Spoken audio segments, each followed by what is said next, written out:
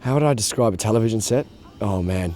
This one's really different because we're location-based. You know, this is in no way studio work. It's a circus. It's a whole lot of creative nomads that really want to be there, that have no social life whatsoever while they're shooting, that wake up at 5, have coffee together, have breakfast and lunch together, and then make pretend worlds. And so it's a really vibrant, happy place to be.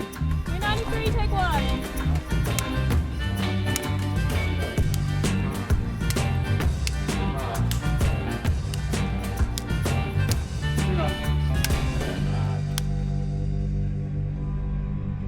We were so fortunate, having Richard Bell as, one of the creators of the show. When he came to us, he had already, envisaged a sort of a colour palette of where the show would go. And as we sort of began to just roughly plot it, we realised that every episode would have its own hue and, their movement through the state of New South Wales and into Queensland and all the way up to the top. So in a sense, that was almost the beginning template for us to fill with the plot. I love the story. I thought it was a terrific story. It was a chase road movie, lots of suspense. I mean, I just really liked the script. Plus the many and varied locations, the characters. There's so many things about it which, for any cinematographer, is very attractive.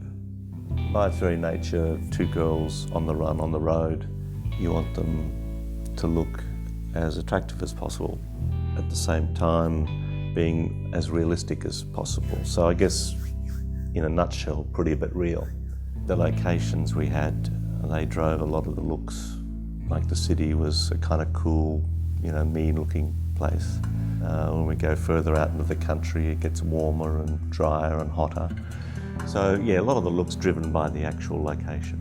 A great landscape just invites you to compose for it, I guess, and putting our actors in those wonderful frames, you see things and go, let's just do that. It's fantastic. Take the opportunities when they arise.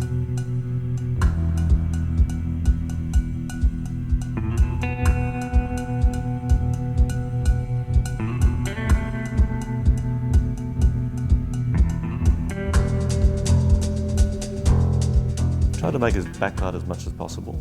It just looks great on the girls. Each episode, gets deeper and deeper into the story. Once we get further out west, we wanted a really hot, burnt look, so we wanted that sun to really beat into the sensor. And then as we go further away from the coast, back into the tropics, things, come back down again. 3 hours of makeup.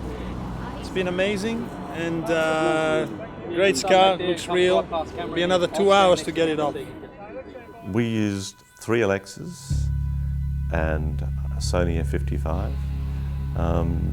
2 Alexas were basically as studio cameras, and then one was a Steadicam, and the F55 was for really tight squeezes in cars. We had a lot of interior car stuff, so we needed as much flexibility as possible. We used drones to catch the big landscapes from unusual angles, which was really good. We did a lot of tracking shots with cars and or just people in tiny figures in big landscapes. The drone was very good for that.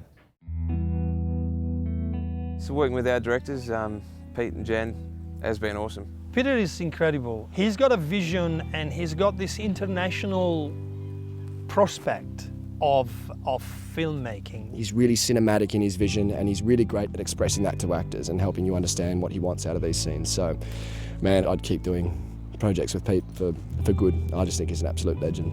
With Jan, the big challenge for Jan was to take on something that was already made for her to take further.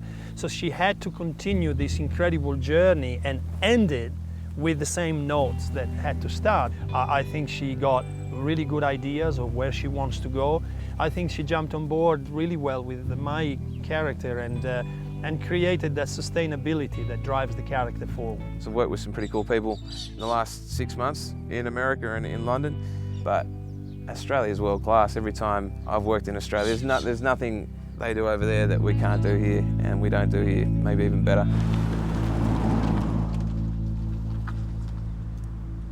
Thank you. That's good. Thanks. Cut this.